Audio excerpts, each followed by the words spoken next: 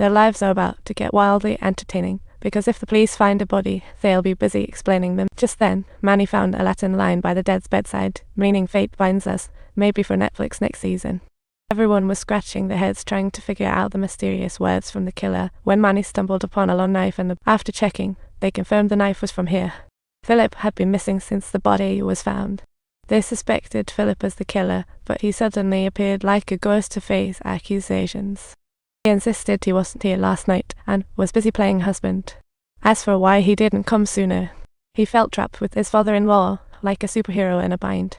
If skeptical, ask his father-in-law's fortune teller. However, if none of the 5 were involved, how did the body end up here? No break-in signs, just 5 keys. To copy keys, a code in Vincent's vault is needed, known only to 5 warriors. Or did one lend their key? To enter this realm, only these keys will do.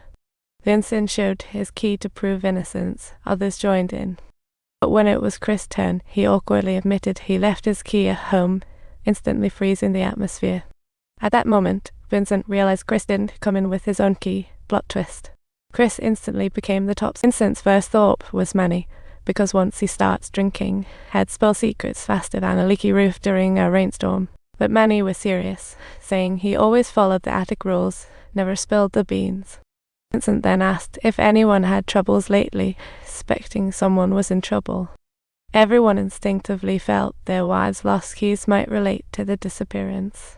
However, Manny kept mum, denying he spilled any secret about the attic, making things even murkier. Vincent then asked if anyone had faced trouble lately, suspecting one of the 5 might be dragging others down. To get to the bottom of this, everyone started sharing their recent escapades. Chris' affair with his secretary was even more dramatic than, so Chris declared to his secretary he wanted to be with her forever, but she jokingly rejected him. Turns out, the secretary hid her true self, a wolf in sheep's clothing. She was a covert operator, lurking beside the mayor for some shady dealings. Chris was head over heels, once again pouring his heart out to her, but she threw him a cold shoulder, asking, "Just how many women has Chris brought to the attic?" Not even waiting for an answer, she got ready to turn away. But Chris grabbed her, reminding her they still had attic business to discuss. Then came Vincent's flashback. He recalled being at a bar with Luke and Manny days earlier, chatting enthusiastically. Suddenly, a woman in red showed up. Vincent was smitten Sarah, a total knockout. After a few drinks, Sarah led Vincent and the gang to a high-end hotel. Luke spotted it like a hawk. Vincent and Sarah started some intense dialogue, while Manny went off to socialize with another lady. But before long, Sarah really fell for Vincent, thinking of becoming the next Mrs. Bigglesworth. To Vincent, Sarah was just another tree in the forest, and he told her that their little game was coming to an end. So, yes, Vincent was here last night, making him a suspect, but suddenly he urged Chris to take it. Chris hurriedly grabbed the intercom, only to receive a call from the realtor. Surprise. The realtor said the attic was up for sale, and everyone froze like deer in headlights. As tenants, how did they not know this? Turns out, the dead girl was Sarah.